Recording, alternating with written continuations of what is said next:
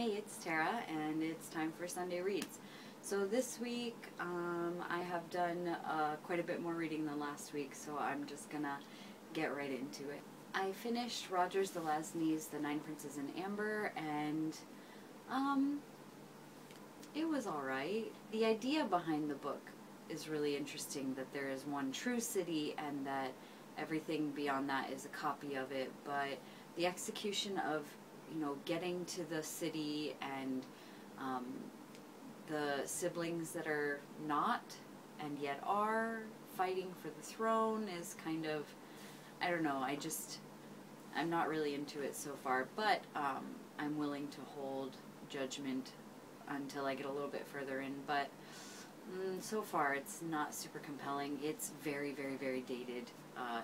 It must have been written in the 70s because the language is totally the 70s, and I'm having trouble still with like him too often going, he speaks in like old formal style of English and then throws in, like in the next sentence he'll be into his own thoughts and they'll be like the 70s style, and I don't know, I'm just not super excited about it, but I will be moving on to the next book probably this or next week. I'm not really sure. Guns of Avalon, something like that. After that, I read Scott Meyer's new Magic 2.0 Book 3, An Unwelcome Quest. I have talked about this book series before, and I will put a link to the review around here.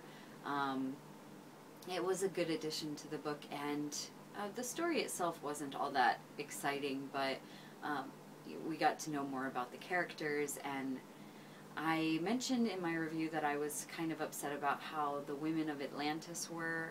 This book really addresses the troubles with gender equality and getting people from different eras together and dealing with that, and also I think there is one person of color in the book, and I'm not sure if I knew that he was before or not, but it's made clear in this book. So I'm pretty pleased with how, I guess, diverse, what sort of diversity issues he's addressing in his own book this time compared to the last one. So it was a lot of fun. I really enjoyed it, and I powered right through it. The other book I finished was Miss Buncle's book by D.E. Stevenson, that really sweet, cozy English country village novel that was published in 1936 or 34, I can never remember.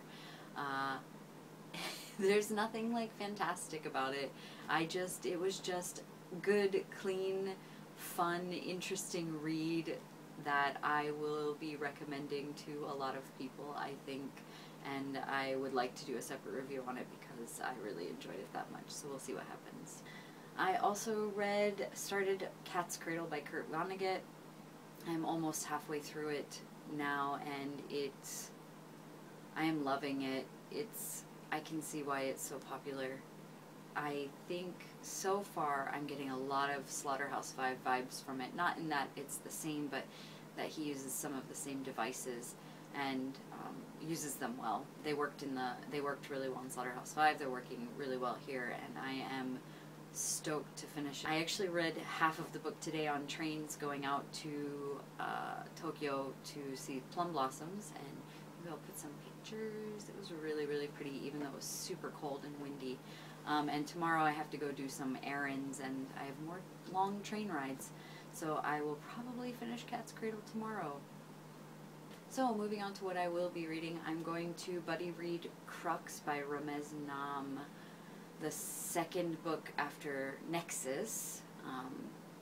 I'm going to buddy read that with Rachel from Colonnati. I'm kind of excited about it. I liked the first book pretty well, so I think that I will probably like the second book as well. It's transhumanism and posthumanism and all of that stuff, so it's totally right up my alley, and I am looking forward to reading that. I'm also supposed to start reading The Wandering Fire by Guy Gavriel Kay. At least that's what I put in my little calendar. I'm not sure if that's going to happen, but we'll see. So yeah, I guess that's it for next week. There's no tea. I kind of have a headache right now.